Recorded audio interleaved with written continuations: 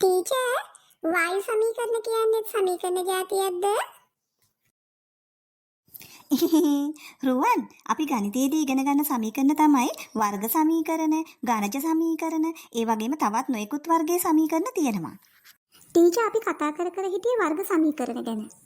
අපි වර්ග සමීකරණ වල විවේචකයේ ගැන ගොඩක් දේවල් කතා කරා. මේ තියෙන්නේ.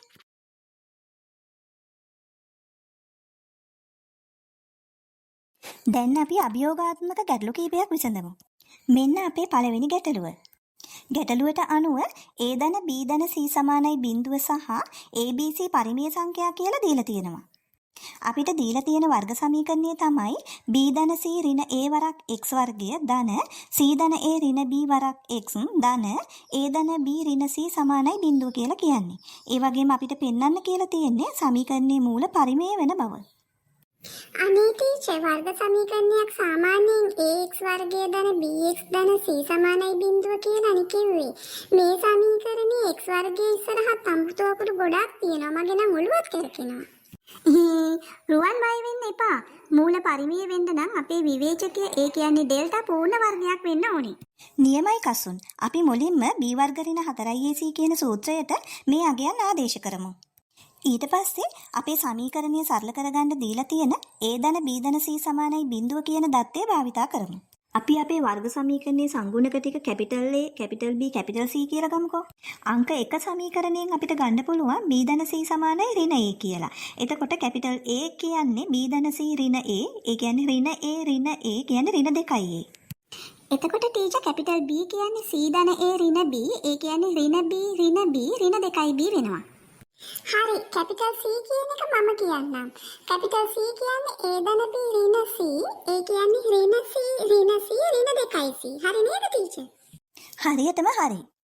අපි දැන් මේ සරල කළ අගයන් ඩෙල්ටා සූත්‍රයට දාමු. එතකොට ඩෙල්ටා සමානයි ඍණ 2b වර්ගය ඍණ 4යි ඍණ 2a වරක් ඍණ 2c. ටීචර් මට උත්තරේ පේනවා. 4යි b වර්ගය ඍණ 16යි ac ද? ඔව් එතකොට ඩෙල්ටා කියන්නේ 4 වරක් b වර්ග ඍණ 4යි ac ලැබෙනවා. මේක පූර්ණ වර්ගයක් වෙන්න නම් b වර්ග ඍණ 4යි ac පූර්ණ වර්ගයක් වෙන්න ඕනේ නේද ටීචර්? හොඳට අහගන්න. ABC පරිමේය සංඛ්‍යා නිසා B වර්ග ඍණ 4AC කියන්නේ පරිමේය සංඛ්‍යාවක්. නමුත් අපිට මෙහිදී තවත් සරල කිරීමක් කරන්න පුළුවන්. A ධන B ධන C බිඳුව නිසා B සමානයි ඍණ A ධන C වෙනවා. ඩෙල්ටාහි B වර්ගයට අපි මේක ආදේශ කරමු. එතකොට ඩෙල්ටා සමානයි 4 වරක් A ධන C ගේ වර්ගය ඍණ 4AC.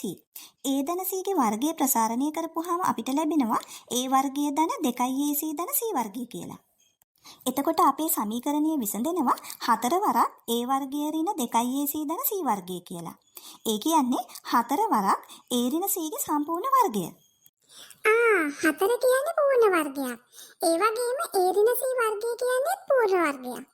එහෙනම් මුළු ඩෙල්ටා එකම පූර්ණ වර්ගයක් නේද ටීචර්? හරියටම හරි රුවන්. 4 වරක් A ඍණ C ගේ වර්ගය කියලා කියන්නේ පූර්ණ වර්ගයක්. ඒ කියන්නේ ඩෙල්ටා කියන්නේ පූර්ණ වර්ගයක්. ඩෙල්ටා පූර්ණ වර්ගයක් වන නිසා මෙම සමීකරණේ මූල පරිමේය වෙන බව පැහැදිලි. ඒ කියන්නේ අපි ගාන හදලා ඉවරයි. ඔව් එහෙනම් අපි ඊළඟ දවසේ තවත් අභියෝගාත්මක ගැටලු කිහිපයක් සාකච්ඡා කරමු. මෙන්න ගැටලු ටික.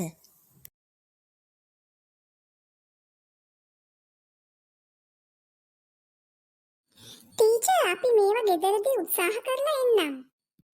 ඔව් අපේ ඊළඟ පාඩම මග අරින්න එපා.